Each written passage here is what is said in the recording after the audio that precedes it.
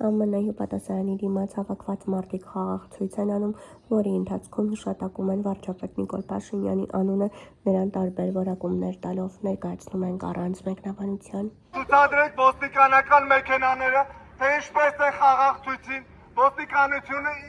աջակցում է ցուցարարներին, այլ ոչ թե բերման ենթարկում եւ հակաիրավական գործողություն իրականացնում։ Սրիկան Նիկոլ, Դավաճան Նիկոլ,